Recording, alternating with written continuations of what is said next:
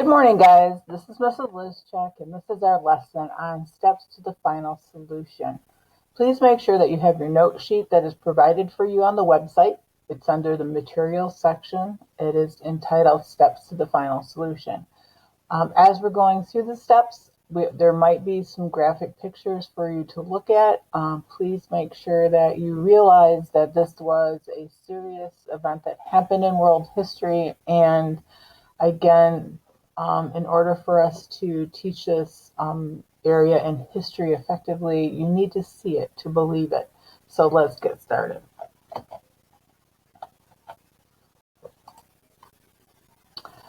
Our learning target today is you will learn the steps that the Nazi Party took in Germany to implement the final solution. Now, the final solution is a plan that the Nazis got together, the Nazis in Germany devised to get rid of all the Jews in Germany, especially occupied areas that Germany gained during World War II, and eventually occupied areas, all Jewish people throughout the world at this time. So this plan was very important for them to devise in order to be successful. Please make sure that, again, you put your adult thinking caps on, and let's get started. The first plan that the Nazis had in place was called the Madagascar Plan. Okay, this was where they thought that they could round up all the Jews in Germany and deport them to the island of Madagascar. And where is Madagascar? Because a lot of people ask. And so I put a map up there so you can visualize where Madagascar is. Madagascar is an island off the coast of Africa. What was Madagascar like? Well, first of all, it's an island. Okay, and then it doesn't have a lot of resources for people to use on that island. It's mainly full of wild animals, kind of a little bit of like a jungle-like atmosphere. So, is that a place where people could live was a good question. So why would this be a problem, do you think? Why would this not work? And so what I want you to do is I want you to think really hard and use the GRAPES, GRAPES, geography, religion, achievements, politics, economics, and social structure, and think really hard. What were some of the GRAPES that would not work to make people move to the island? And this is just a FYI. This is a question that is on your Google form that Mr. Elliott and I will be looking at when we're grading you on your note-taking skills in this section. The next step in the final solution is deportation, because they figured out the Madagascar plan is not going to work. Okay, so next we're just going to deport them, deporting all the Jews out of Germany and occupied areas. Why would this work? Okay, and this is very simple. Yes, they can round up all the people. Yes, they can get them out of the country. But the big stumbling block in this plan is, will the other countries accept them into their country? Because when you deport somebody, when you kick somebody out of a country, they have to have a place to go. They have to be accepted as a citizen or a guest in that other country. Okay, so like if we decided to kick you out of the United States, okay, we don't want you anymore, because that can happen, then you have to find a country that's going to take you. And so let's say you ask Canada, hey, can I come and live in Canada? And they go look at what you've done. They can say no. And so that was a big issue on why deportation wouldn't work. Okay, not all countries wanted Jewish people. Okay, anti-Semitism was not just happening in Germany; it was a worldwide issue. Okay. In fact, in America, we had an Immigration Act of 1924 in place. And this really limited the number of immigrants coming into our country during this time period. And so if you look at the pie charts that I provided for you to describe what the Immigration Act of 1924 was like, you can see that the types of people moving into the United States changed drastically throughout the 1920s to the 40s due to the Immigration Act of 1924. Okay, now in those pie charts, you can see that the red area of the pie chart represents the Northern Europeans that are moving into the United States.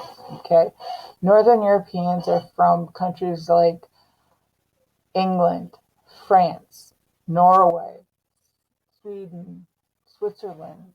Okay, those areas of the world. Um, and then the blue represents the Eastern Europeans. Okay, you're talking Hungarian, those people from Slavic countries, those people from Russia, from Poland. Okay, so they're limiting those type of people coming into the United States. This is how it worked.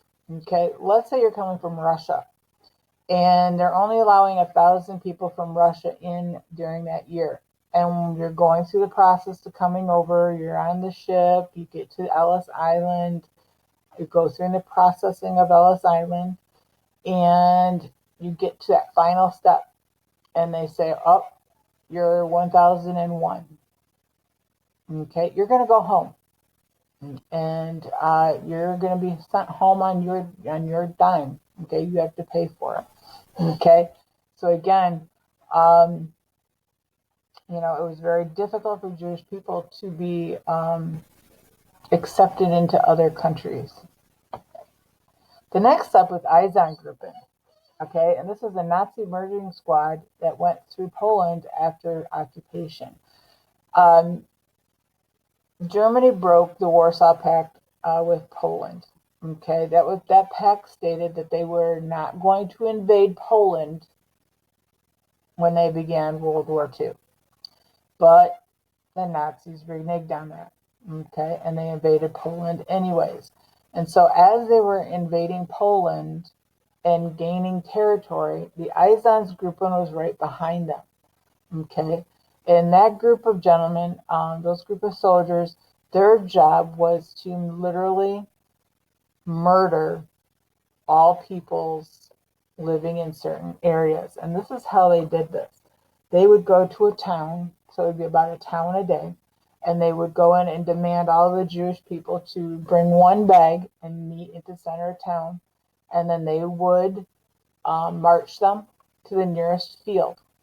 Okay, and at the field there would be a check-in desk there, and they literally would check them in. They would take their names and take a little bit of history on them because they wanted to make sure that they had everybody in their town. And we talked about that when we were talking about the organization part of genocide. And then after that step was done, they were given shovels to dig a huge pit. Okay, and I want you to think of how big my classroom was. The pits were usually about the size of my classroom, but a little bit deeper. Okay, and they were forced to dig a huge ditch in this field. Now, so a lot of students, when I would describe the Einsatzgruppen in this process, would ask, Mrs. Lyszczyk, why didn't they run, or why didn't they say no? I mean, why didn't they fight? And Jewish people are used to being forced into work in order to survive. So they just thought, okay, here we go again. Okay, we're going to be forced to work. And so they just started digging the ditch because they're used to it. Okay, and if you read the brief history of anti-Semitism, there's a few times it stated in there that this process was being used to control the Jewish population. But unfortunately, this led to their death. Because after the pit was made, and the officials there, the Nazi officials believed it was big enough, They were turning in their shovels, and they were told to take off all their clothing and put all their belongings in a certain area. And they had to do it neatly. It wasn't like a throw in a big pile kind of thing. Nice and neatly put them in an area. And then they were put in a single file line, and they lined up to the edge, and you can see it in the photo that I provided for you, lined up to the edge of the ditch, and they were then executed in the back of the head, either by a rifle or by a machine gun, depending on what was available for that day. And then they fall forward in the ditch, and then later, when everything was over, the Nazis then were able to put dirt over the top and move on to the next town and do it again the next day. So what would be problematic about this process? There's a lot of things. Number one, there's just too many Jews to kill in this way. There's no way they're going to be able to kill over 6 million people living in Europe at that time that were Jewish this way. Absolutely no way. Not financially fiscal. Okay, that's a lot of bullets that they're going to have to manufacture and pay for. And the German Nazi Party was very fiscally responsible. Okay, I would call them penny pinchers. Okay, they would always try to figure out I want to say, a least expensive way to do what they needed to do. People would watch. Non-Jews would literally, when they found out what was going on, they were curious, and they would go to the outside of these ditches and watch what was going on, and they would take pictures. Some people took film footage of it. Reports were put in newspapers. Even in the New York Times, there's an article asking, where are the Polish Jews going? And there's an article about the Einsatzgruppen in the New York Times, and nobody in America did anything when that was starting to come out. And then the Nazi soldiers themselves were getting mentally unstable doing this process. And if you could think about it, day after day after day, no matter how much dehumanization would happen in their training, calling them vermin, calling them pests, they're just a number, they're not humans, it got to them. It really did. And so many of the Nazi soldiers that were in the Einsatzgruppen asked to be transferred out. They would rather be on the front line than work for this unit. So after a while, they were like, this isn't going to work. We need something else to get rid of all the Jews throughout Europe and their occupied areas. So they went to ghettoization. They didn't have an ultimate plan to get rid of them, but they thought they should gather them all together. So when the plan comes out, then they'll be able to go to those areas and get all of them instead of going from town to town picking them up. The biggest one was called the Warsaw Ghetto. There's ghettos in Lutz. There's even ghettos in France, okay? Because when the Nazis went through and started to occupy different countries during World War II, they would set up ghettos to, gather up Jews as they're going through.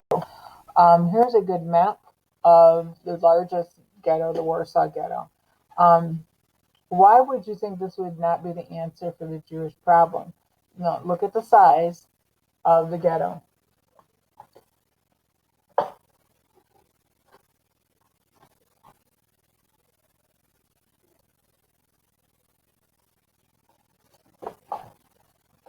Most ghettos would hold up to 450,000 people living in a square mile. That is the major problem. You have that many people living in a small area. Now, if you think about the city of Clio, the city of Clio is a mile square. So I want you to visualize going down Mill Street, or some people call Clio Road. Okay, you're going from the Marathon station right outside of the high school. Okay, then you're going to go all the way down past VG's to where the veterinary clinic is. Okay, and then on Vienna Road, you would go from Dr. Racine's office, the dentist, all the way down a little bit past the electric chair tattoo. Okay, That is the city limits of Clio. That is a square mile of Clio. And so if you put 450,000 people in our little town of Clio, you would have spread of disease, starvation, violence, and slave labor. And if we were in the classroom, we'd spend at least 2 or 3 days just on ghettos alone, because how they were run were very interesting. And if you have questions on ghettoization, we can bring it up in our class discussion on Thursday. The next step is the YZI conference. Okay, this was a meeting of all the Nazi officials to discuss the final solution. They had to come up with a plan. Okay, and so all the German officials, all the Nazi German officials came together in Wannsee, it's a city, to get together and discuss, okay, what are we going to do? Okay, and here's a photo of all the gentlemen that were present at the meeting. Who was missing? If you said Adolf Hitler, you are correct. Adolf Hitler did not want to have his name on any of the evidence that was developed at the YZI conference. Now, his name is nowhere on the paperwork, on any of the orders, or on any of the note-taking sheets. He wanted to have deniability. So if, at the end of the war, if he was captured, he could say, I didn't know what was going on. Okay, so again, that's one of the steps that the Nazis had in place for genocide is, deniability. They were setting that up at the YZI conference. Next step, after the YZI conference, they came up with concentration camps. They're like, hey, all right, we need things done as we're going through occupied territories. The way we can get things done is through forced labor. So what they did was they already had forced labor camps set up throughout Germany for the political prisoners. Okay, so they went for years with concentration camps, but those camps were only for political prisoners, those people who were against the Nazi Party, and they were forced to work. They were building up the infrastructure of Germany at this time. Okay, and so they thought, hey, since those concentration camps are already in place, why don't we use them for the Jewish problem and get some Jews to work and get our country moving and grooving again? And so that's exactly what they did. And here is a map. I'm going to provide you with a map of a few of the concentration camps that were in occupied territories. And notice that there are concentration camps in other countries other than Germany and Poland. In fact, there was a concentration camp in France, and after the war was over, we discovered that. The next step is a death camp. Okay, now I want you to take close attention, pay really close attention to this one, because there is a huge difference between a concentration camp and a death camp. And I think kids, when they're talking about the Holocaust, they get those two things confused. Okay, a concentration camp there's no mass murder going on in a concentration camp. Absolutely not. Yes, you may die there, but you're going to die of starvation. You're going to die of disease. You're going to die of overwork. You might be beaten or shot for disobeying an order, but you are not being systematically murdered in a concentration camp. That is a work camp, okay? And if you saw Schindler's List, okay, all of the Jews that worked for Oskar Schindler lived in a concentration camp. A death camp is a camp where you were put to death at. Okay, if they did not need workers at the camp, you were going to die. Plain and simple. Okay, so the death camp is set up in a way where people, when they come in, they come right in the door. Okay, they're put in a train, and as you can see on the picture, that is one of the entrances to Auschwitz. You're going right